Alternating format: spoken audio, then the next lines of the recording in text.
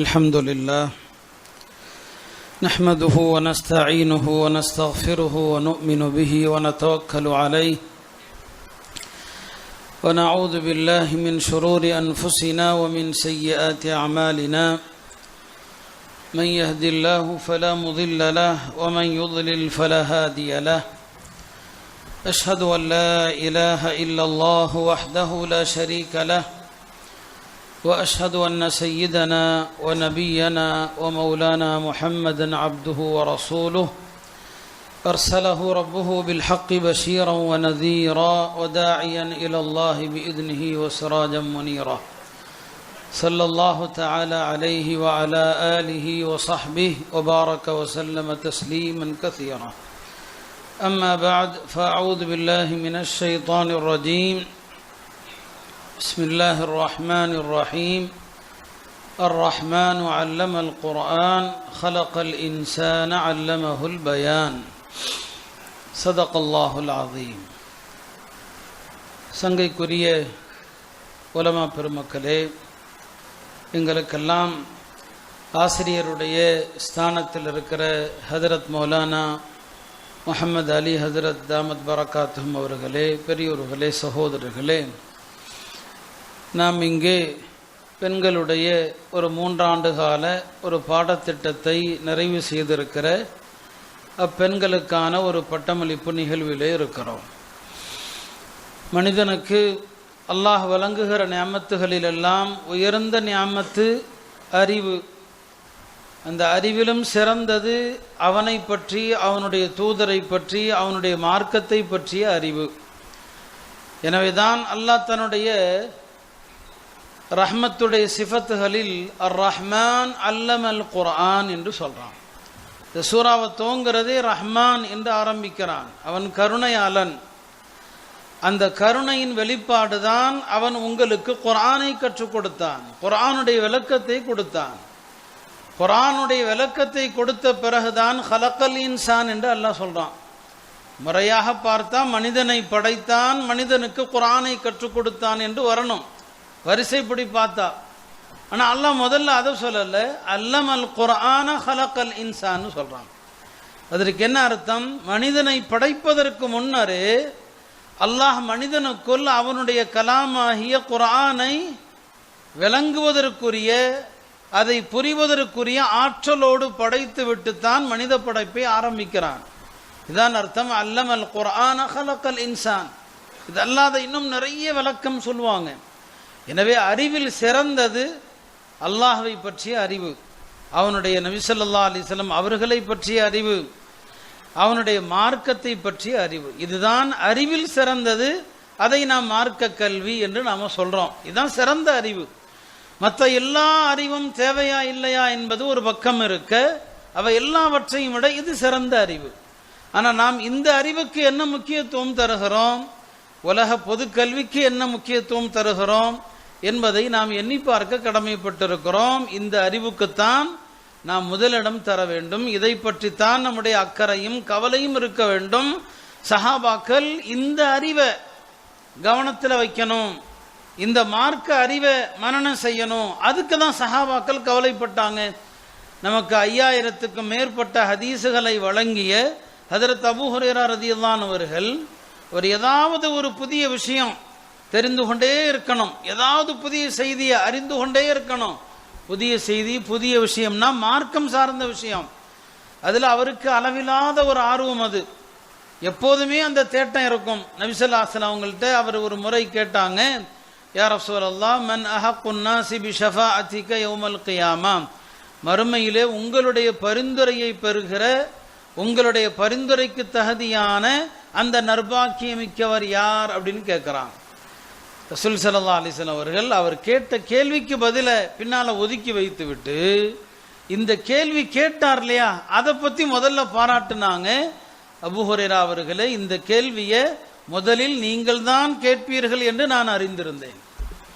அந்த அறிவை, அந்த தேடல் இருக்கு இல்லையா, மார்க்க ரீதியான அந்த தேடல்கள், மறுமையை பற்றிய, சொர்க்கத்தை பற்றிய ஒரு தேடல் இருக்கு இல்லையா, அதை என்ன செய்கிறாங்க, பாராட்டுறாங்க. இங்கே இன்னொன்றையும் தெரிந்து கொள்கிறேன், மார்க்கத்தை பற்றிய அறிவு என்பது உண்மையான மார்க்க அறிவாக இருக்கணும். சில விஷயங்கள் தேவையில்லாத விஷயங்களை சில பேர் கேட்கறத அதையும் மார்க்கன்னு நினச்சிக்குவாங்க. நூ அலைஹிஸ்ஸலாமுடைய கப்பலில் எவ்வளவு பலகை இருந்துச்சு, இது மார்க்க விரும்புகிற கேள்வி இல்லை. குர்ஆன் சில கேள்விகளை தவிர்க்க சொல்லுது. லா தஸ்அலு அன் அஷியா, எல்லா கேள்வியும் கேட்டுட்டு இருக்காதீங்கன்னு குர்ஆன் தடுத்துருச்சு. அதனால இந்த ஆயத்து இறங்கின பிறகு சஹாபாக்களே கேட்க பயப்படுவாங்க. நபி ஸல்லல்லாஹு அலைஹி வஸல்லம் அவங்கள்ட்ட அறிவுபூர்வமான தேவையான கேள்வியை கேட்கணும். இப்போ நபி ஸல்லல்லாஹு அலைஹி வஸல்லம் பாராட்டினாங்க. சொல்ல வந்தது என்ன, அந்த அபூ ஹுரைரா ரலியல்லாஹு அன்ஹு அவர்களுக்கு என்ன கவலைங்க இருந்துச்சு. இத்தனைக்கும் அவர்கிட்ட பெருமானார் காலத்தில் எந்த வசதியும் இல்லை, எந்த வசதியும் கிடையாது. பசி மயக்கத்தில் மயங்கி விழுந்துருவார் மஸ்ஜிது நபவியில். அங்கே வர்றவங்க போகிறவங்களெல்லாம் இவருக்கு ஏதோ வலிப்பு நோய் போல் தருது என்று ஆளாளுக்கு அவரவர் பங்குக்கு மிதிச்சுட்டு போவாங்க. ஆனால் அவர் சொல்வார், நான் மயங்கி விழுந்தது பசியினாலன்னு சொல்லி. பசி தான் அவருக்கு. அவ்வளவு பசியில் வறுமையில் பெருமானார் ஸல்லல்லாஹு அலைஹி வஸல்லம் உடைய எல்லா செய்திகளையும் திரட்டுகிற அந்த ஆர்வம் இருந்தவருக்கு என்ன கவலை தெரியுமா அவருக்கு, நான் இவ்வளவு ஹதீஸுகளை நபி ஸல்லல்லாஹு அலைஹி வஸல்லம் அவங்கள்ட்ட வந்து கேட்குறேன், இந்த ஹதீஸுகள் எனக்கு மறந்து விடக்கூடாது. மறதி, அதை பற்றி தான் அவர் கவலைப்படுறாரு. மார்க்கம் மறந்து விடக்கூடாது என்பதுதான் அவருக்கு கவலை. அந்த கவலையை நபி ஸல்லல்லாஹு அலைஹி வஸல்லம் அவங்கள்ட்டையும் சொல்றாரு, தன்னுடைய கவலையை வெளிப்படுத்துறாரு. பெருமானார் ஸல்லல்லாஹு அலைஹி வஸல்லம் அவர்கள் அவர் மறக்காமல் இருக்க அல்லாஹ்வுடைய தூதர் அவருக்கு ஒரு காரியத்தை செய்யறாங்க. சரிங்களா சொல்றது, அவர்கிட்ட உபு சுத்துரிதா ஆக்க, உன்னுடைய துண்டை விரிப்பான்னு சொல்லுவாங்க. அவரும் அந்த துண்டை விரிப்பாரு. நபி ஸல்லல்லாஹு அலைஹி வஸல்லம் அவங்க அவர் விரித்த அந்த துண்டுல எதையோ போடுவது போல போடுவாங்க. பிறகு அவர் பெருமானார் சொல்லுவாங்க, இந்த துண்டை மார்போடு அணைத்துக்கொள். அவரும் மார்போடு அணைத்துக் கொள்வார். பெருமானார் ஸல்லல்லாஹு அலைஹி வஸல்லம் அந்த பரக்கத்தில் அவர் வாழ்க்கையில மறந்ததில்லை. இப்போ அவருக்கு அதை பற்றி தான் கவலை, மறக்கக்கூடாது என்று. ஒரு அன்சாரி சஹாபியை பற்றி திருமிதில் வரும். அவர் நபி ஸல்லல்லாஹு அலைஹி வஸல்லம் சபைக்கு வருவார், ஏராளமான ஹதீஸுகளை கேட்பார். அவருக்கு ஒரு கவலை, யா ரசூலல்லாஹ், நான் உங்கள்கிட்ட இருந்து கேட்கிற விஷயங்கள் எல்லாம் மறந்து போகுதே. அப்ப நபி ஸல்லல்லாஹு அலைஹி வஸல்லம் சொல்லுவாங்க, அப்படியானால் நீ என்னிடமுடைய ஹதீஸுகளை எழுதி வைத்துக்கொள் அப்படின்னு சொன்னாங்க. கேட்கறது மறக்குதா, எழுதிக்கன்னு சொல்லி. நம்ம எத்தனை பயான் கேட்கிறோம், அந்த பயான்கள் ஏதாவது நமக்கு ஞாபகத்தில் இருக்குதா? என்னைக்காவது நாம ஹதரத்மார்கள் பேசுற பயானை எழுதியிருக்கிறோமா? ஆலிம் சாக்கள் வேணா பேனா வச்சிருப்பாங்க. பொதுமக்கள் யாராவது ஒரு ஜும்மாவிலேயோ வேறு ஏதாவது ஒரு பயான்லையோ இங்க என்ன சொல்றாங்க நம்ம எழுதுவோமே, என்னைக்காவது அந்த பழக்கம் நம்மள்கிட்ட வந்திருக்குதா? நம்ம எத்தனை குறிப்புகள் வச்சிருக்கிறோம் வீட்டில். ஒரு பயான் குறிப்பு எனக்கு தெரிந்து பாமரர்கள் யாராவது ஜமாத்துடைய தோழர்கள் எழுதி வச்சிருக்கலாம். பாமரர்கள்ட்ட மற்றவங்கள்ட்ட அந்த பழக்கமே கிடையாது. ஏன் எழுதினால் என்ன, வீட்டில் போய் அந்த செய்தியை சொல்லலாம் இல்லையா? அதைத்தான் ரொம்ப கவனப்பட்டாங்க. மனைவிக்கு சொல்றது இல்லைன்னு சொல்லி சொன்னா கேட்க மாட்டாங்க. மற்றவங்க சொன்னா கேட்பாங்க, கணவர் சொன்னா கேட்க மாட்டாங்க. அதான் உலகத்துடைய நியதி. என்னன்னா வீட்டுக்குள்ள நம்ம பேசி எடுபடாது. வேற ஆலிம்சா சொன்னதையெல்லாம் நம்மள்கிட்ட சொல்லுவாங்க, அதை நாம பல தடவை சொல்லியிருப்போம், அதை செவிதை அழுத்தி கேட்டிருக்கவே மாட்டான். நம்ம சொல்லிதான் இருப்போம், ஆனா அதை கேட்க மாட்டாங்க. இது எல்லா குடும்பத்திலையும் நடக்கக்கூடிய ஒரு இயல்பான விஷயம். அதனால வேற இடத்துல இருந்து வர்றதுதான் கல்வி. அங்க நாம எவ்வளவுதான் சொன்னாலும் விதிவிலக்குகள் சிலது இருந்தாலும் அதை கவனத்தோடு கேட்க மாட்டாங்க. ஆனா ரசூல் ஸல்லல்லாஹு அலைஹி வஸல்லம் வீடு அப்படி அல்ல. அங்க கணவன் மனைவி பெருமானாருக்கும் அவங்களுடைய மனைவிமார்களுக்கும் இல்மி முதாக்கரா, குர்ஆனை பற்றிய பல்வேறு மார்க்க விஷயங்களை பற்றிய முதாக்கரா நடந்துகிட்டே தான் இருக்கும். நபி ஸல்லல்லாஹு அலைஹி வஸல்லம் மனைவிமார்கள் பல ஐயங்களை கேட்பாங்க. அன்னை ஆயிஷா ரலியல்லாஹு அன்ஹா சஹாபிகளில் பெரிய புத்திசாலி பெண்மணி இல்லையா? நபி ஸல்லல்லாஹு அலைஹி வஸல்லம் தோழர்கள்ல 7 பேர் தான் குர்ஆனிலிருந்து ஹதீஸிலிருந்து சட்டங்களை ஆய்வு செய்து மக்களுக்கு ஃபத்வா சொல்லக்கூடியவர்கள் 7 பேர் தான். எல்லாராலையும் குர்ஆன் ஹதீஸை நேரடியாக விளங்க முடியாது. இன்னைக்கு அப்படி பிரச்சாரம் செய்றாங்களே, அப்படி கிடையாது. சஹாபாக்களே எல்லாரும் விளங்கக்கூடியவர்களா இருக்கல்ல, அவங்களே அறிந்த தோழர்கள்ட்ட தான் சட்டம் கேட்பாங்க. அப்ப நபி தோழர்கள்ல 7 பேர் தாங்க ஃபத்வா சொல்லக்கூடியவர்கள் 7 பேர் தான். அந்த 7 பேர்ல 6 பேர்கள் ஆண்கள், ஒரே ஒரு அம்மா தான் பெண்மணி. அது நம்முடைய தாய் ஹதரத் ஆயிஷா ரலியல்லாஹு அன்ஹா. அவங்க தான். அப்ப அவங்க என்னங்க பல வகையான கல்வியில தேர்ந்திருந்தாங்க. நபி ஸல்லல்லாஹு அலைஹி வஸல்லம் அவங்கள்ட்ட சந்தேகங்கள் விளக்கங்கள் கேட்டுக்கிட்டே இருப்பாங்க. ஒரு முறை நபி ஸல்லல்லாஹு அலைஹி வஸல்லம் சொன்னாங்க, மன் ஹூசிப ஃபக்கத் உذிபன்னு சொல்லி சொன்னாங்க. மறுமையில யாராவது விசாரிக்கப்பட்டு விட்டால் அவ்வளவுதான் முடிஞ்சு, அவர் தண்டனைக்கு ஆளாகிவிடுவார். மறுமையில் விசாரணைன்னு ஆரம்பிச்சுட்டா முடிஞ்சு போச்சு, தண்டனை தான் சொல்லி அப்படின்னு நபி ஸல்லல்லாஹு அலைஹி வஸல்லம் சொன்னாங்க. அன்னை ஆயிஷா பாருங்க, குர்ஆனுடைய எவ்வளவு அறிவு இருக்கும். யா ரசூலல்லாஹ், விசாரித்தாலே அவ்வளோதான் முடிஞ்சிருச்சு தண்டனைங்கிறீங்களே, அல்லாஹ் குர்ஆன்ல சில பேர் லேசா விசாரிப்போன்னு சொல்லத்தானே செய்யறான். சில பேரை யாருடைய ஏடு வழக்கையில் வழங்கப்படுமோ அவர் யுஹாசபு ஹிசாபை யசீரா, அவருக்கு லேசான விசாரணைங்கிறான். நீங்க விசாரித்தாலே கதை முடிஞ்சு அப்படிங்கிறீங்க, அல்லாஹ் வழக்கையில் கொடுக்கப்படுகிற மக்களுக்கு லேசான விசாரணைங்கிறானே. நீங்க சொல்றதும் ஹதீஸும் முரண்பாடா இருக்குது, குர்ஆனுடைய ஆயத்தும் நீங்க சொல்றதும். இப்போ நபி ஸல்லல்லாஹு அலைஹி வஸல்லம் விளக்கம் சொன்னாங்க, லேசான விசாரணை அப்படிங்கிறது உண்மையிலும் விசாரணையே அல்ல. லேசான விசாரணைங்கிறது உண்மையில விசாரணையே இல்லை. அல்லாஹ் யாரை மன்னிக்கணும், நேரடியாக சொர்க்கத்துக்கு அனுப்பணும்னு நினைக்கிறானோ அவருடைய வினை பதிவேடு இருக்கு இல்லையா, அது அப்படியே அல்லாஹ் அப்படி ஆறுது எடுத்து காட்டுவான், அப்படி காட்டப்படும், அவ்வளோதான் போயிட்டே இரு அப்படின்னு சொல்லுவான். ஏர்போர்ட்டுகளை நம்ம பார்க்கலாம் இல்லையா, பலருக்கும் பல அனுபவம் இருக்கும். சில பேருக்கு ஒன்றுமே இருக்காது, இப்படி பார்ப்பான் போப்போன்றுவான். விசாரிக்க ஆரம்பித்தா முடிஞ்சு போச்சு, எல்லா பலாயும் வந்துடும், எல்லாமே வந்துடும். இது உலகத்திலே நம்ம பார்க்கலாம். இப்போ நபி ஸல்லல்லாஹு அலைஹி வஸல்லம் சொன்னாங்க, லேசான விசாரணைங்கிறது பார்ப்பது மட்டும்தான். இன்னமா ஹுவல் அர்து, பார்த்துட்டு அல்லாஹ் போன்றுவான். இதுதான் லேசான விசாரணை. ஆனால் ஒமன் நூக்கிஷல் ஹிசாப, யாரை அல்லாஹ் ஆராய்ந்து துருவி துருவி விசாரிக்க ஆரம்பித்து விட்டானோ ஃபக்கத் ஹலக்க, அவன் அழிஞ்சு போயிடுவான்னு சொன்னாங்க. இப்போ பாருங்க, ஹஜ்ரத் ஆயிஷா ரலியல்லாஹு அன்ஹா ரசூல் ஸல்லல்லாஹு அலைஹி வஸல்லம் அவங்கள்ட்ட இந்த விஷயத்தை பற்றி என்ன செய்கிறாங்க, ஒரு கணவன் மனைவிக்கு மத்தியில் நடக்கிற ஒரு பேச்சை பாருங்க. நபி ஸல்லல்லாஹு அலைஹி வஸல்லம் அவர்கள் சொன்னாங்க ஒரு ஹதீஸில், மஞ்சர்ர சௌவஹு ஹுயலா, யார் கரண்டைக்கு கீழே ஆடை இழுத்துக்கொண்டு நடந்து செல்வானோ அப்போ அவனை நரகவாதி, அவனை கடுமையாக எச்சரிக்கை செய்கிறாங்க. ஆண்களுடைய ஆடை அது லுங்கியா வேஷ்டியா இருந்தாலும் சரிதான், பைஜாமாவாக இருந்தாலும் சரிதான், பேண்டா இருந்தாலும் சரிதான், எதுவாக இருந்தாலும் சரி, கரண்டைக்கு மேலே தான் இருக்கணும், பாதி கணுக்கால் வரைக்கும் தான் இருக்கணும் ஆடை, அதை விட கீழே இறங்கலாம், கரண்டை காலை தொற்றக்கூடாது, அது பெரும்பாவம், மிக கடுமையான தண்டனை. இப்போ பாருங்க சொல்றாங்க, யார் கரண்டைக்கு கீழே ஆடை இழுத்து கொண்டு நடப்பானோ அப்படின்னு சொன்ன போது ரசூல் ஸல்லல்லாஹு அலைஹி வஸல்லம் மனைவி உம்மு சலமா கேட்குறாங்க, யா ரசூலல்லாஹ், அப்போ பெண்களுக்கு என்ன செய்யறது இந்த சட்டம்? ஏன்னா பெண்கள் அவங்க ஆண்களை போல என்ன செய்ய முடியாது, ஆடையை தூக்கி கொள்ள முடியாது அப்படின்னு கேட்குறாங்க. அப்போ நபி ஸல்லல்லாஹு அலைஹி வஸல்லம் சொன்னாங்க, பெண்கள் என்ன செய்து கொள்ளட்டும், ஒரு ஜான் அளவுக்கு ஆடையை கீழே இறக்கி கொள்ளட்டும் அப்படின்னு சொல்றாங்க. உம்மு சலமா கேட்குறாங்க, ஒரு ஜான் கீழே இறக்குனாலும் தெரியுமே, பாதங்கள் தெரியுமேன்னு சொல்லி. அப்போ நபி ஸல்லல்லாஹு அலைஹி வஸல்லம் சொன்னாங்க, பெண்கள் ஒரு முழம் இறக்கி கொள்ளட்டும் அப்படின்னு சொன்னாங்க. ரசூல் ஸல்லல்லாஹு அலைஹி வஸல்லம் மனைவிமார்கள் பெருமானாரிடத்துல மார்க்கம் தொடர்பான சட்டங்களை கேட்குறாங்க, தெளிவுபடுத்துறாங்க. எல்லா விஷயங்களிலும் கணவரோடு முதாக்கரா, கல்வி ரீதியான வீட்டில் என்ன செய்து அவங்களுக்கு மத்தியில் பேச்சுவார்த்தை நடக்குது. ஒரு முறை நபி ஸல்லல்லாஹு அலைஹி வஸல்லம் சொன்னாங்க, ஹிஜ்ரி 6ஆம் ஆண்டு ஹுதைபியாங்கிற இடத்துல ஒரு ஒப்பந்தம் நடந்தது. அந்த ஒப்பந்தத்திற்கு பேர் பைஅத்துர் ரிதுவான். பெருமானார் ஸல்லல்லாஹு அலைஹி வஸல்லம் அவங்க தம் தோழர்களிடமெல்லாம் ஒரு பையத்து வாங்கினாங்க, ஒரு மரத்துக்கு கீழே. அந்த பையத்தில் கலந்து கொண்ட சஹாபாக்கள் எல்லோருமே சொர்க்கவாதிகள் அப்படின்னு சொன்னாங்க. லா யதுகுலுன் நார அஹதுன் மிம்மன் பாயஅ தஹ்த ஷஜரா, அந்த ஹுதைபியாவில் இருந்த மரத்துக்கடியிலே யாரெல்லாம் என்னிடம் பையத்து செஞ்சாங்களோ அவங்க யாரும் நரகத்துக்கு போக மாட்டாங்கன்னு சொன்னாங்க.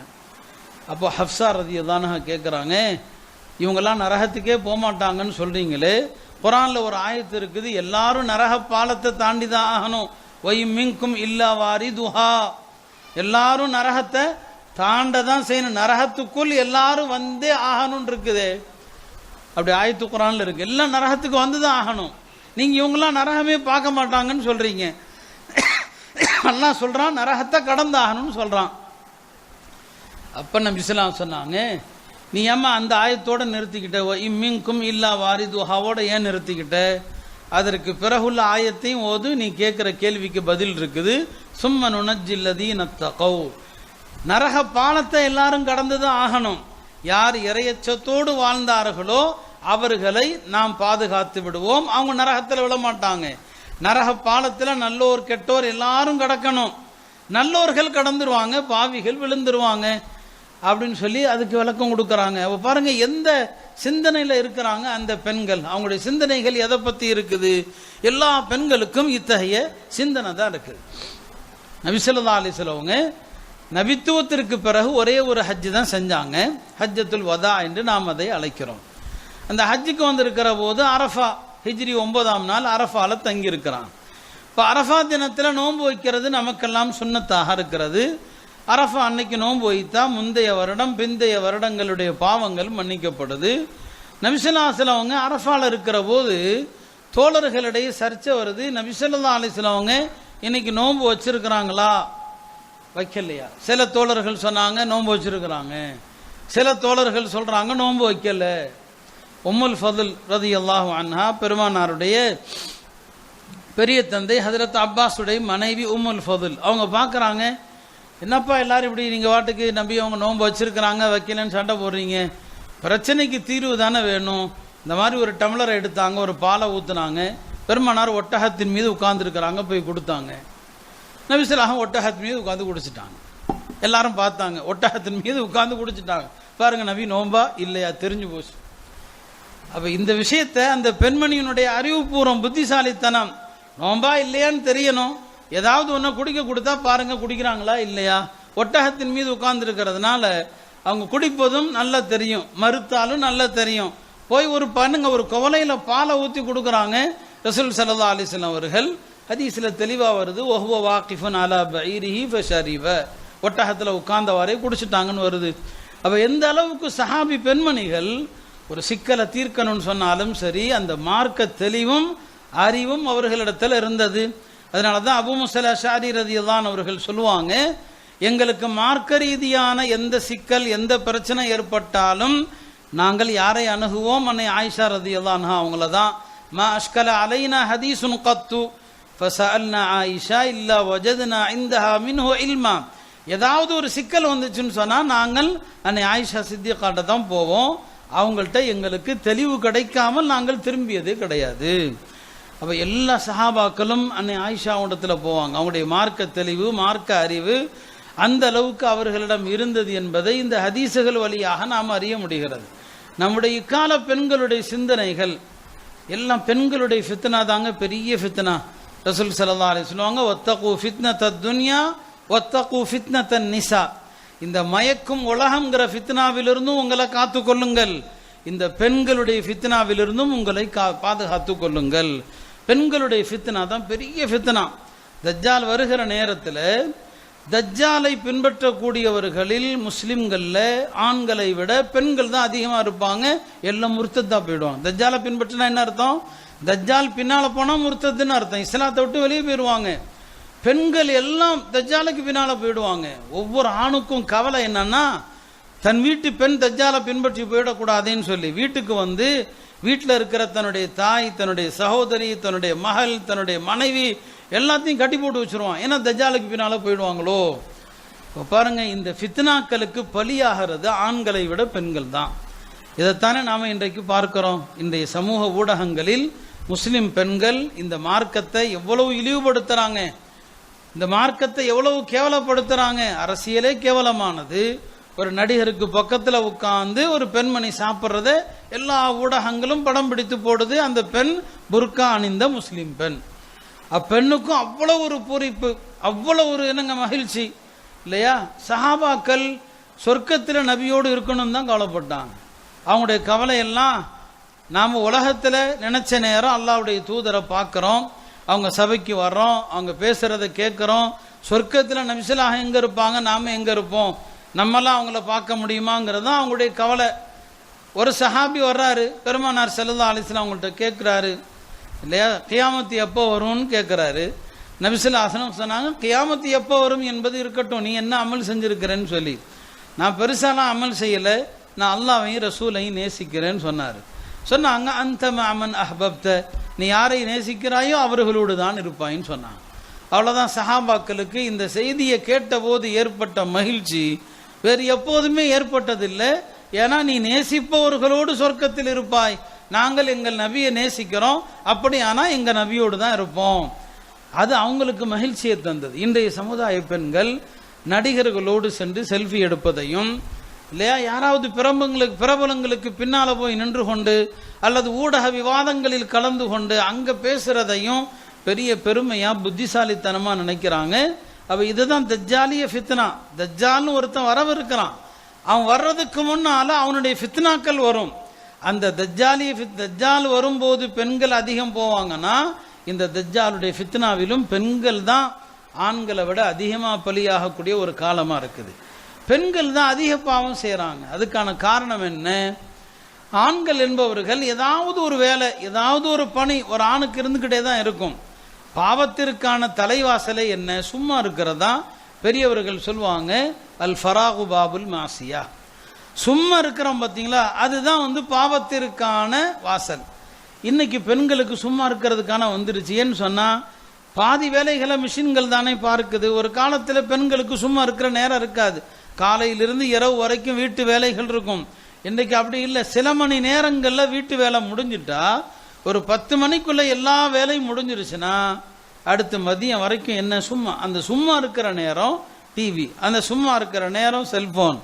அதனால எதையாவது ஒன்றை பார்த்து கொண்டு கேட்டுக்கொண்டு உள்ளத்தை கெடுக்கக்கூடிய சீரழிக்கக்கூடிய விஷயங்களை பெண்கள் தான் அதிகம் பார்த்து கொண்டே இருக்கிறாங்க. அப்போ இந்த காலத்தில் பெண்களுக்கு அவங்க வலிதவராமல் இருப்பதற்கான இது என்ன? அவங்களுக்கு நல்ல மார்க்க ஞானத்தை, மார்க்க அறிவை நாம புகட்டி ஆக வேண்டிய தேவை இருக்குது, இல்லையா? ஒரு காலத்தில் அறிஞர்கள் ஆண்களும் இருந்தாங்க, பெண்களும் இருந்தாங்க. இன்னும் சொல்ல போனா பெண்கள் பல பெரிய பெரிய இமாம்களுக்கு உஸ்தாதாக இருந்திருக்கிறாங்க.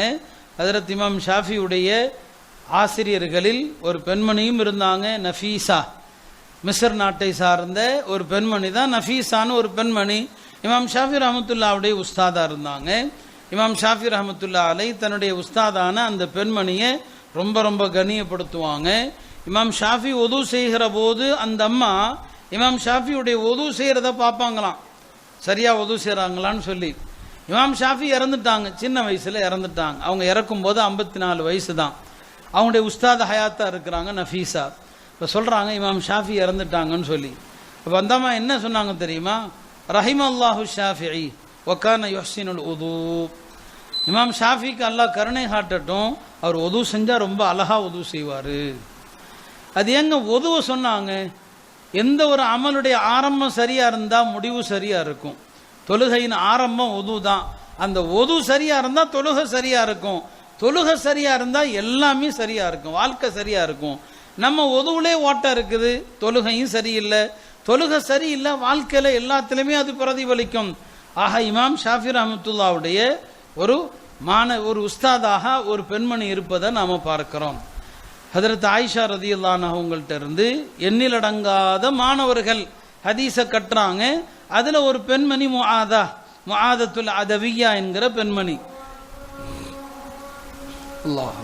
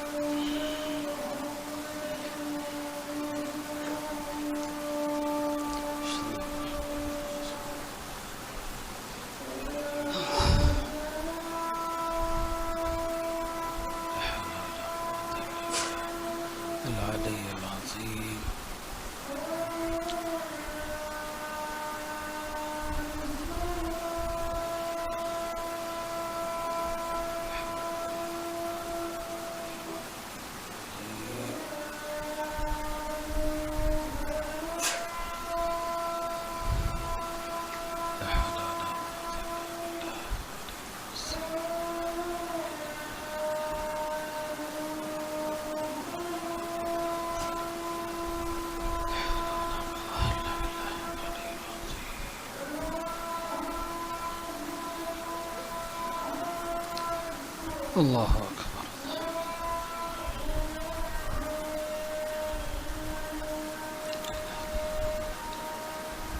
الصلاة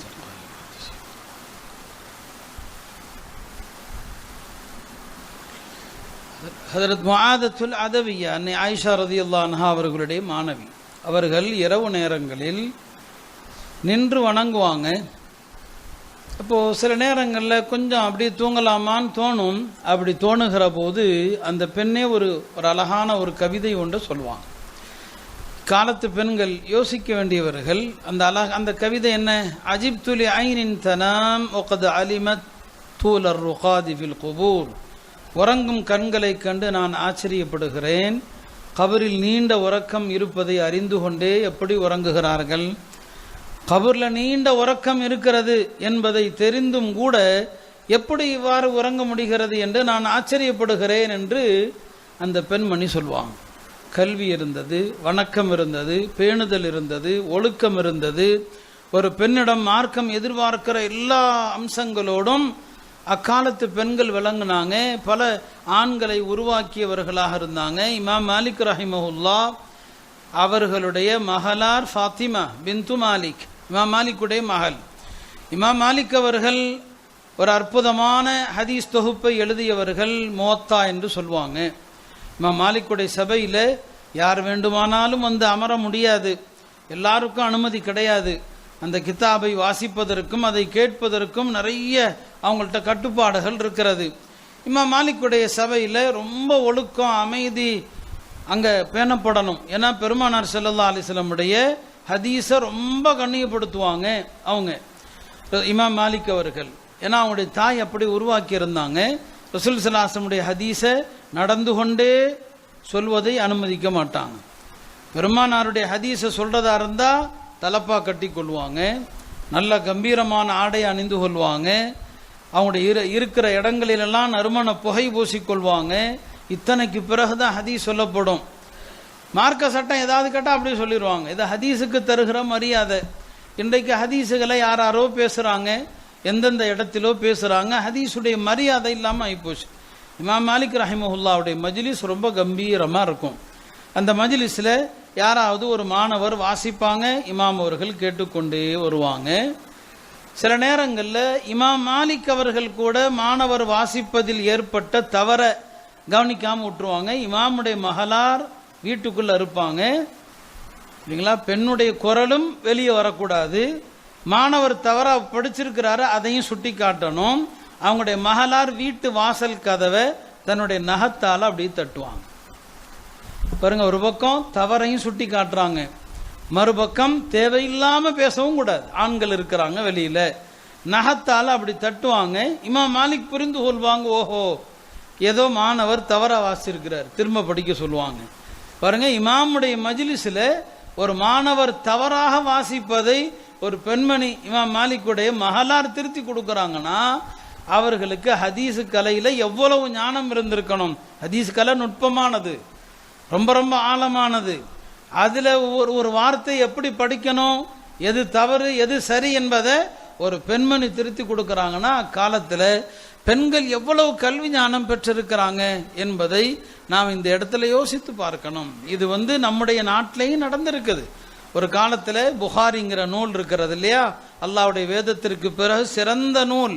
அந்த புகாரிங்கிற நூலை பெண்கள் பல ஆண்களுக்கு பாடம் நடத்தி இருக்கிறாங்க. அதுக்குரிய கட்டுப்பாடுகள் ஒழுக்கங்கள்லாம் இருக்குது. ஏன்னா இன்றைக்கி இந்த மாதிரி செய்திகளை சொல்வதிலையும் கவனம் தேவைப்படுது. சிலர் இதை கொண்டு தப்பான ஆதாரங்களும் எடுத்துடக்கூடாது சரிங்களா. அந்த நேரத்தில் அதற்குரிய ஒழுக்கத்தோடு கற்றுக் கொடுப்பாங்க. ஹதரத் ஷாஹுலீலா ரஹமத்துல்லாஹி அலைஹி இந்தியாவுடைய மிகப்பெரிய ஒரு புரட்சி செய்த புரட்சிகரமான இமாம் ஷாஹுலீலா ரஹமத்துல்லாஹி அலைஹி. இன்னைக்கு நாமெல்லாம் இந்த இடத்துல ஒரு பள்ளிவாசலில் இந்த பசுபதி பாளையங்கிற ஊரில் முஸ்லீம்களாக இருக்கிறோம், 5 நேரம் தொழுகிறோன்னு சொன்னால் அது அவர்கள் ஏற்படுத்திய புரட்சி தான். அவங்களுடைய மாணவர்கள் அவங்களுடைய குடும்பத்தினர் ஏற்படுத்திய புரட்சி தான். இல்லைன்னா நாமெல்லாம் இங்கே தாடி தொப்பியோடு இந்த அடையாளத்தோடு இருக்க மாட்டோம். 2 ஆங்கிலேயர்கள் ஒரு ஒரு ஒரு காஃபி குடிக்கிற இடத்துல உட்காந்து பேசுகிறாங்களாம். ஆங்கிலேய ஆதிக்கம் எங்கெல்லாம் போச்சோ அங்கெல்லாம் இஸ்லாமிய நாடாக இருக்கும், ஆனால் கலாச்சாரம் இஸ்லாம் இருக்காது. ஆங்கிலேய கலாச்சாரம், மேற்கத்திய கலாச்சாரம் எல்லா இடத்தையும் நம்ம மாற்றிட்டோம். இந்தியாவில் மட்டும் நாம் 200 வருஷம் ஆட்சி செஞ்சும் கூட இந்திய கலாச்சாரத்தை நம்மால் ஏன் மாற்ற முடியல அப்படின்னு பேசிக்கிட்டாங்களாம். அதில் ஒருத்தர் சொன்னாராம், அங்கே ஒரு ஆள் பிறந்துட்டார் ஷாஹ்வலி இல்லான்னு சொல்லி, அவர் மட்டும் பிறக்காமல் இருந்திருந்தா இந்தியாவும் மாறி போயிருக்கும், அவரால் தான் மாற்ற முடியலன்னு சொல்லி. இப்போ அவங்கள பற்றி நம்ம தனியாக பேசணும். அந்த ஷாஹ்வலில்லா ரஹ்மத்துல்லாவுடைய மகன்கள் எல்லாம் அறிஞர்கள். அவங்களுடைய மகனார் ஷா அப்துல் அசீஸ், அவங்களுடைய இன்னொரு மகனார் ஷா ரஃபியுத்தீன், எல்லாருமே பெரிய பெரிய அறிஞர்கள். அந்த குடும்பத்தில் உள்ள பெண்களும் ஹதீஸ் கலையில் அறிஞர்களாக இருந்தாங்க. ஷா ரஃபியுத்தீனுடைய மகளார் அவங்க ஹதீஸு கலையில் இப்போ ஹதீஸை அறிவிக்கக்கூடிய அறிவிப்பாளர்கள் இருக்கிறாங்க.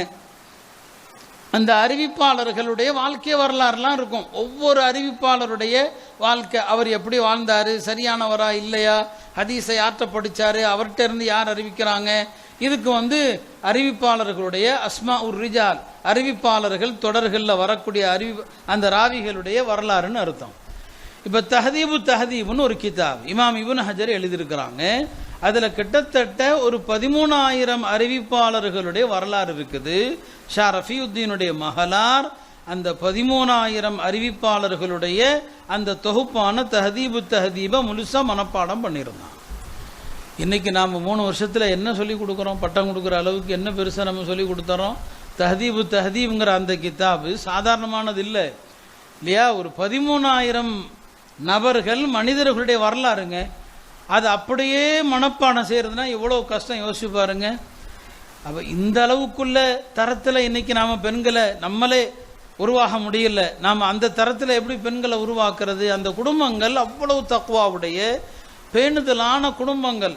அல்லாஹ் அவங்களுக்கு இந்த ஹிதாயத்தை இல்முடைய நூரை லேசாக்குனா அவங்க எதையுமே மனப்பாடம் செய்வாங்க.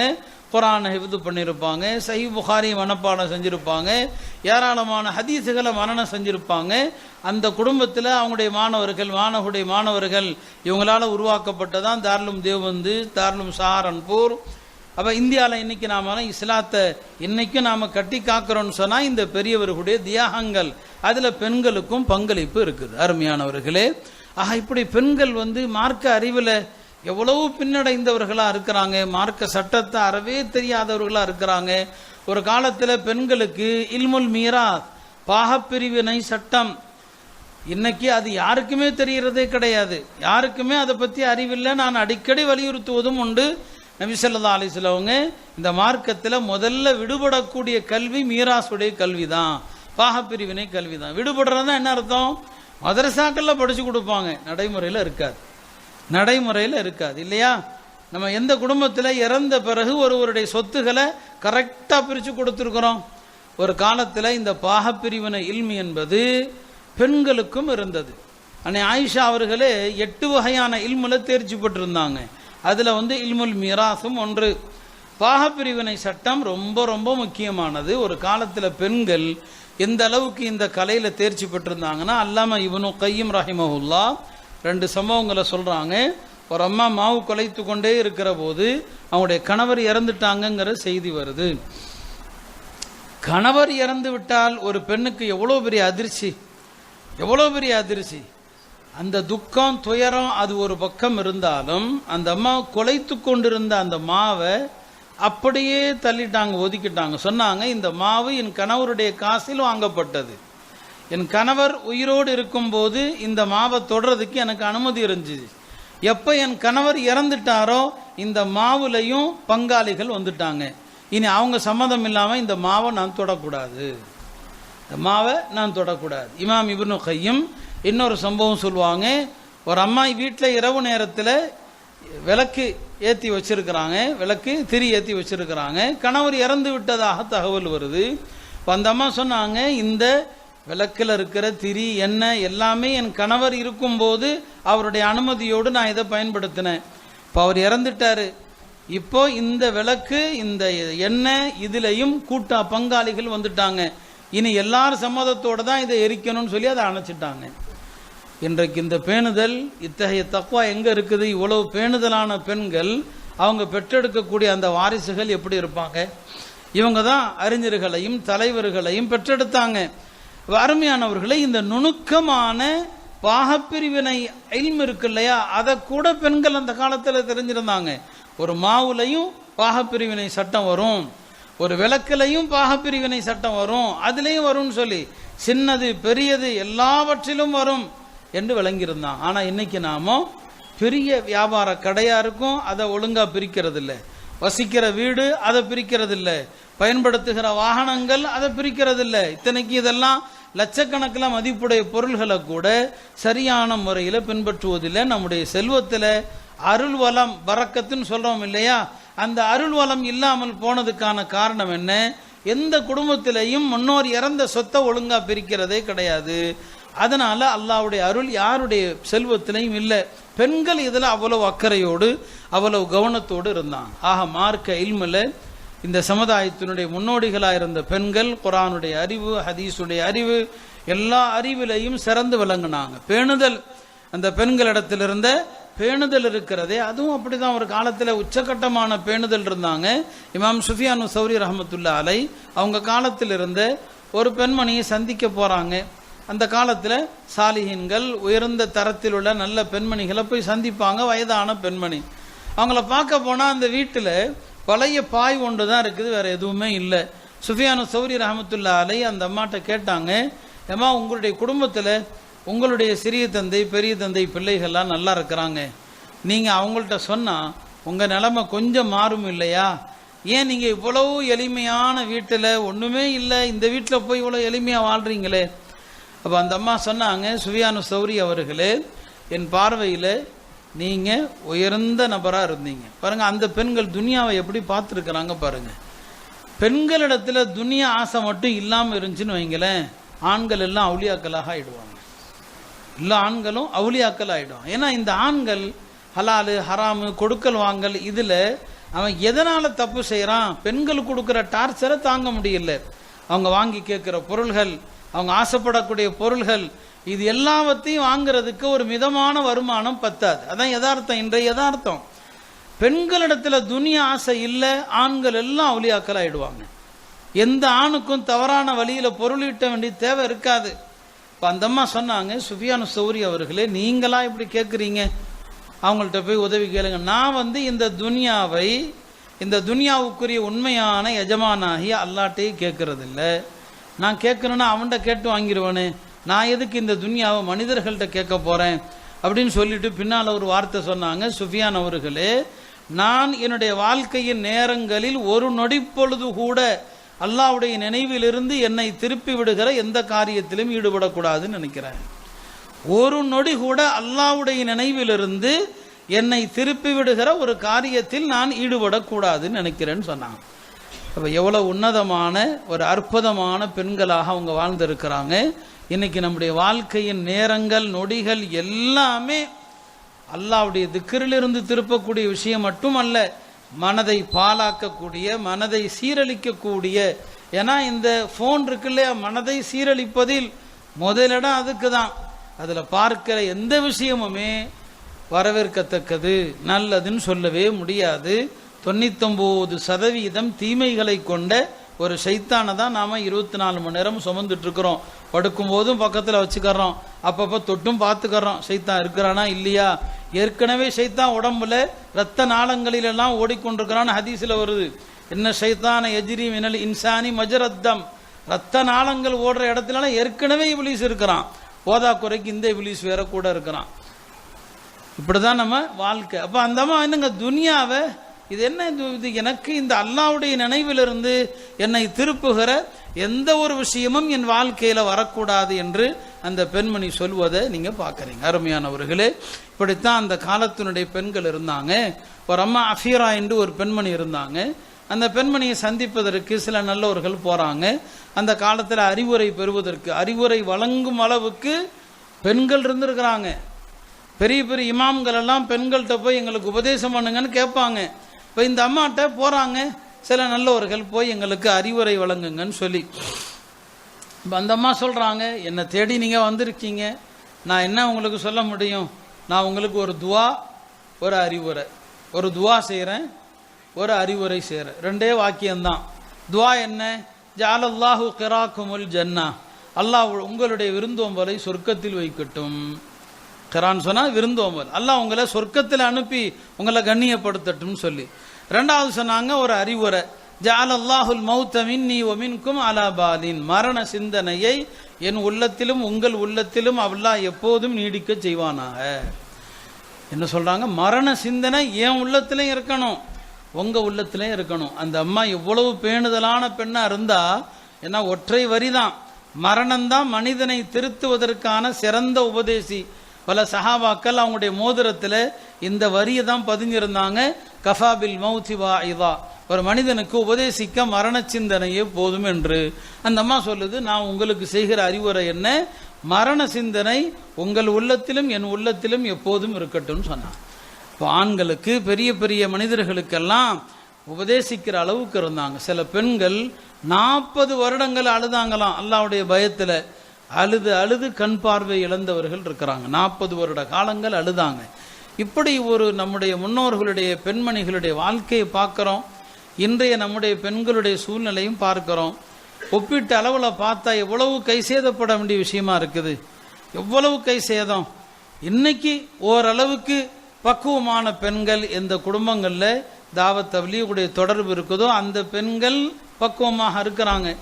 மீதி பார்த்தோன்னு சொன்னால் எல்லா பெண்களுடைய நிலையும் வருத்தப்படுகிற விஷயம். அவங்களுடைய நேரங்கள், காலங்கள் எல்லாமே துனியாவிலேயும் பாவ சிந்தனையிலையும் தேவையில்லாத விஷயங்கள். இதை குறித்து தான் நாம் சிந்திக்கிறோம். எனவே அருமையானவர்களே, சிறந்த பெண்கள் என்று பெருமானார் ஸல்லல்லாஹு அலைஹி வஸல்லம் சொன்னாங்க இல்லையா? அத்தகைய பெண்கள் ஆகணும். ஒரு முறை நபி ஸல்லல்லாஹு அலைஹி வஸல்லம் சொன்னாங்க, கைரு நிசாஇக்கும் மின் அஹ்லில் ஜன்னா, உங்களில் சொர்க்கத்துக்கு போகிற பெண்களிலும் சிறந்த பெண்கள் யாருன்னு சொன்னா அல் வதூத், கணவனை நேசிக்கிற பெண்ணாக இருக்கணும். பல ஹதீஸுகள் அந்த அந்த தன்மை சிஃபத்து, கணவனை நேசிக்கணும், கணவனை நேசிக்கணும். நேசிக்கணும்னா இன்றைய பாஷையிலே சொல்றதா இருந்தா உண்மையா கணவனை காதலிக்கணும். உத்துனா காதல் தான். அல்லாஹ் பாதுகாக்கணும். இன்றைக்கு திருமணமான பெண்கள், திருமணமான ஆண்கள் அவங்க தான் தப்பே செய்கிறாங்க. திருமணத்துக்கு பிறகுதான் வேற ஆணோட ஒரு பெண்ணுக்கு தொடர்பு ஏற்படுது, ஒரு ஆணுக்கு வேறொரு பெண்ணோடு தொடர்பு ஏற்படுது. இதை அசிங்கங்களை பொதுவாக சொல்லக்கூடாது இல்லையா? இன்னைக்கு பல ஊர்களில் அல்லாஹ் பாதுகாக்கணும். இந்த தப்பு தான் ரொம்ப நடக்குது. திருமணத்திற்கு பிறகு தன்னுடைய கணவனை நேசிக்கிற எந்த பெண்ணும் வழித வர மாட்டான், தன்னுடைய மனைவியை நேசிக்கிற ஆண் வழித வர மாட்டான். இப்போ இதை ஏன் நபி ஸல்லல்லாஹு சொல்றாங்க? கணவனை காதலிக்கணும். உங்களில் சிறந்த பெண் அல் வதூத், கணவன் மீது அன்பு இருக்கணும், கணவன் மீது காதல் இருக்கணும். கணவனை தவிர வேற யாரும் எந்த ஆணும் அவனுடைய சிந்தனை வரக்கூடாது. கணவனை மட்டும்தான் விரும்பணும். இன்றைக்கு இந்த பெண்கள் அடிமையாக கிடக்கிற அந்த தொடர்கள், சீரியல்கள் எல்லாமே தவறான உறவுகளை சித்தரிக்கிறதுனால இந்த சீரழிவு சமூகத்தில் ஏற்படுது. அல்லாஹ் பாதுகாக்கட்டும். இப்போ சொன்னாங்க சிறந்த பெண்கள் யார்? அல் வதூத், கணவனை நேசிக்கணும். அல் வலூத், நிறைய குழந்தைகள் பெறணும். நிறைய குழந்தைகள் பெறுகிற பெண்ணு தான் சிறந்த பெண் இல்லையா? ஒரு குழந்தை போதும், 2 குழந்தை போதும் அப்படின்னு சொல்லி நிறுத்துறது. இன்றைய பெண்கள் குழந்தை பெறுவதை வெறுக்கிறாங்க. குழந்தை பெற்றா இளமை போயிடும், அழகு போயிடும் நினைக்கிறாங்க. நிர்பந்தங்க, கணவனே விரும்பாவிட்டால் கூட ஒரு 2 குழந்தை பெற்றுட்டாலே போதும் என்று அவங்க ஆப்ரேஷன் பண்ணி கொள்றாங்க. ஹதீஸில் சிறந்த பெண் அல் வலூத் பெறணும். சில நிர்பந்தங்கள் இருக்குது, அது வேறு விஷயம். இன்னைக்கு சாதாரண விஷயத்தையும் நிர்பந்தமாக ஆக்கி என்னங்க அடுத்து குழந்தை பெற முடியாதவாறு ஆக்கிறது. அப்போ நிறைய குழந்தைகள் பெறுகிற பெண். அடுத்து சொன்னாங்க அல் அஊதுலி ஜௌஜி, அல் அஊதுலி ஜௌஜிஹானா என்ன அர்த்தம்? தன் கணவனுக்கு உபகாரியாக இருப்பாள், கணவனுக்கு உபகாரியா இருப்பா, கணவனுக்கு தலைவலியாக இருக்க மாட்டா. சிறந்த பெண்ணுக்குரிய 3வது அடையாளம். நாலாவதாக சொன்னாங்க சிறந்த பெண்மணி யாரு? கணவனுக்கும் அவளுக்கும் ஏதோ ஒரு சண்டை வந்துருச்சு, கணவனோடு சண்டை வந்துருச்சு, வரலாம். அப்படி கணவனோடு சண்டை வந்தா இறங்கி சமாதானத்திற்கு அந்த பெண் வரணுமே தவிர கணவன் வரக்கூடாது. கணவன் எல்லாம் வரக்கூடாது. அந்த பெண்மணி கணவனோடு சண்டை வந்துருச்சு, தவறு யார் மேல வேணாலும் இருக்கட்டும், சொன்னாங்க நபி ஸல்லல்லாஹு அலைஹி வஸல்லம், கணவனோடு சண்டை வந்து விட்டால் உடனே அந்த கணவனுடைய கரத்தை பிடித்து கொண்டு அவள் சொல்லணுமா, யதி ஃபி யதிக, என் கரம் உங்களுடைய கரத்தில். அரபியில் இந்த வார்த்தைக்கு என்ன அர்த்தம்? எப்போதும் உங்களுக்கு நான் கட்டுப்படுறவன் தான், உங்க கையை விட்டு நான் பிரியவே மாட்டேன். யதி ஃபி யதிக, என் கரம் உங்களிடத்தில்.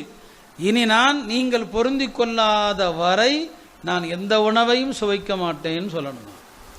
நீங்க திருப்தி அடையாம யோசிச்சு பாருங்க, இன்னைக்கு எந்த பெண்ணாவது இப்படி சொல்வாளா? இந்த மாதிரி ஒரு குணம் எந்த பெண்ணிடத்திலாவது இன்னைக்கு இருக்குதா? யோசிச்சா அது ஹம்சன் ஹத்தா தது தர்லா, நீங்க பொருந்தி கொள்ளாம எதையும் நான் சுவைக்க மாட்டேன். ஒரு நல்ல பெண்ணுக்கு அடையாளமா சொன்னான். இன்ஷா அல்லாஹ் இந்த மதரசாவில் படித்த பெண்கள் எல்லாம் அல்லாஹ்வுடைய தூதர் சொன்ன இந்த குணமுள்ள பெண்களாக மாறுங்க. ஏன்னா இது மனித வார்த்தை இல்லை, என்னுடைய வார்த்தை இல்லை. யார் வஹியை தவிர எதையும் பேச மாட்டாங்களோ, வமா யன்திகு அனில் ஹவா இன் ஹுவ இல்லா வஹியுன் யூஹா, யாருடைய ஒவ்வொரு வார்த்தையும் வஹிதான், அல்லாஹ்வுடைய புறத்திலிருந்து வரக்கூடிய வார்த்தையை பேசுவாங்களோ அந்த ரசூலுல்லாஹ் ஸல்லல்லாஹு அலைஹி வஸல்லமுடைய வார்த்தைகள் இந்த ஹதீஸ்ல சொல்லப்பட்ட பெண்களாக மாறணும்னா அந்த பெண்களுக்கு நாம பேணுதலை சொல்லிக் கொடுக்கணும். பேணுதல் தான். நீங்க நிசா இந்த பெண்களுடைய பாடத்திட்டத்தில் பேணுதலான பெண்களை பற்றிய வரலாறு நிறைய சொல்லுங்க. வெறுமனே சட்டத்திட்டங்கள் படித்தா இன்னைக்கு பத்தாது, சட்டத்திட்டங்கள் மட்டும் பத்தாது. பேணுதல் பேணுதல் பேணுதலான பெண்களுடைய வாழ்க்கையை சொல்லிக் கொடுங்க. அப்போ அவங்களுக்கு மார்க்க ஞானம் உதவியாக இருக்கும் இல்லையா? இமாம் ஹனஃபி மதுஹபுடைய ஒரு மாபெரும் சட்ட மேதை அல்லாமா அலாவுத்தீன் காசானி, அவர் எழுதிய அற்புதமான நூல் உலமாக்களுக்கு தெரியும், பதாயு ஸனாயா, ஹனஃபி மதுஹபில் எழுதப்பட்ட மிக அற்புதமான நூல். அவருடைய ஆசிரியர் அவரும் அலாவுத்தீன். தன்னுடைய ஆசிரியருடைய ஒரு கிதாப், அதற்கு ஒரு விரிவுரை எழுதினார் இவர். அதில் சந்தோஷப்பட்டு தாம் மகளை தன்னுடைய மாணவருக்கு நிக்கா செஞ்சு கொடுத்தாங்க. அந்த அம்மா பேரு ஃபாத்திமா. கணவரும் பெரிய சட்ட மேதை, மனைவியும் பெரிய சட்ட மேதை. மக்கள் எல்லாருமே யார்கிட்ட ஃபத்வா கேட்பாங்க? இந்த ஃபாத்திமாங்கிற பெண்ணிடத்தெல்லாம் ஃபத்வா கேட்பாங்க. அந்த அம்மா ஃபத்வா கொடுப்பாங்க. அல்லது கணவனிடத்தில் ஃபத்வா வந்தா அந்த கணவர் யார்கிட்ட கொடுத்து அனுப்புவார்? தன் மனைவிட்ட கொடுப்பாரு. சரியா அந்த ஃபத்வா சரியான்னு சொல்லி அந்த அம்மா சரி பார்த்து திருத்தும், இது சரியா இல்லையான்னு சொல்லி. அந்த அம்மா கையெழுத்து போட்டால் தான் ஃபத்வா ஓகே ஆகும். அவங்களுடைய தந்தை இடத்துல ஃபத்வா வரும், அவரும் ஃபத்வா எழுதி விட்டு யார்கிட்ட கொடுப்பாருன்னா மகள்கிட்ட தான் கொடுப்பாரு. நீ பாருமா இந்த ஃபத்வா சரியான்னு சொல்லி அந்த அம்மா ஓகே பண்ணாதான் ஃபத்வா ஓதுவோம், என்னங்க சரியாகும். இந்த அளவுக்கெல்லாம் ஒரு காலத்தில் பெண்கள் மாபெரும் முஃப்திகளாக இருந்திருக்கிறாங்க, சட்ட மேதைகளாக இருந்திருக்கிறாங்க. அப்போ தக்வாவாக இருக்கட்டும், பேணுதலாக இருக்கட்டும், மார்க்க ஞானமாக இருக்கட்டும், திலாபத்து குரானாக இருக்கட்டும், இதிலெல்லாம் அந்த பெண்கள் ஹதரத் ஷேகுல் ஹதீஸ் ரஹ்மத்துல்லாஹி அலைஹி ஆபீத்தில் அவங்களுடைய குடும்பத்து பெண்களுடைய திலாவத்தை பற்றி சொல்லுவாங்க. எவ்வளோ குரான் ஓதுனாங்க, வீட்டு வேலைகளையும் செஞ்சுக்குவாங்க, பிள்ளைகளை பராமரிக்கிற வேலையும் செஞ்சுட்டு ஒரு நாளைக்கு எத்தனை ஜுஸு ஓதி இருக்கிறாங்க அப்படிங்கிறதையெல்லாம் ஹதரத் அவங்க சொல்லுவாங்க. அதனால் நாம் இந்த பெரியார்களுடைய வாழ்க்கையை நம்முடைய பெண்களுக்கு போதிக்கணும். நம்முடைய பெண்களுக்கு முடிந்த வரையிலும் இந்த ஃபோன்களை தவிர்த்து வெறுமனே சாதாரண ஃபோன்கள் தேவைக்கு பேசுவதற்கு தான் அது. நானே சொல்வேன் நம்மளே இதை தூக்கி எறியணும்னு சொல்லி. இந்த ஃபோனை பயன்படுத்திட்டு சொல்லேன் நம்மளே தப்பு தான் பண்ணுறோம். நானே அப்படி தான் நினைக்கிறேன். இதை தூக்கி போட்டு சாதாரண கைஃபோன் வச்சுக்கலாம். நான் ஜாமியாவுடைய உஸ்தாமார்களுக்கு கூட சொன்னேன், பசங்க என்னதான் தடை போட்டாலும் திருட்டுத்தனமாக ஃபோனை பயன்படுத்துகிறாங்க. நான் இந்த முறை சொன்னேன், நாம் யாரும் இந்த ஃபோனே வச்சுக்கக்கூடாது, நாம் யாரும் பாடத்துக்கு இந்த ஃபோனோட போகக்கூடாது. இதில் நம்ம எல்லாரும் உறுதி எடுத்தோன்னு சொன்னால் இன்ஷா அல்லாஹ் மாணவர்கள்ட்ட மாற்றத்தை பார்க்கலாம். இப்போ இது நம்முடைய பலவீனம்தான். இந்த ஃபோன்கள் இல்லாத வீடு, இந்த ஃபோனை வச்சுக்காத ஆள் இந்த காலத்துடைய பெரிய மகான்னு சொல்லணும், பெரிய வலின்னு சொல்லணும். ஏன்னா அந்த அளவுக்கு ஷைத்தானிய சூழ்ச்சிகள் நிறைந்த ஒன்றாக இருக்கிறது. அல்லாஹ் எல்லாம் அல்ல அல்லாஹ் நாம் இந்த பெண்களிடத்தில் நிறைய மாற்றங்கள் கொண்டு வருவதற்கு அல்லாஹ் தௌஃபீக் செய்யட்டும். இந்த மதரசாவையும் அல்லாஹ் கபூல் செய்யட்டும். இந்த மதரசாவுக்காக உழைக்கிற எல்லா மக்களையும் அல்லாஹ் கபூல் செய்யட்டும். இந்த மார்க்க அறிவை பெற்று செல்கிற பெண்கள் வீட்டில் நாம் சொன்ன ஒழுக்கமான பெண்களா அவங்க அடுத்தவர்களுக்கு இந்த மார்க்கத்தை சொல்லி எல்லா பெண்களையும் தீனுடைய வழியில் நடத்துகிற பெண்களாக ஆக்குவானாக. எதை சொன்னோமோ கேட்டோமோ அதை கொண்டு அமல் செய்கிற தௌஃபீகை தருவானாக.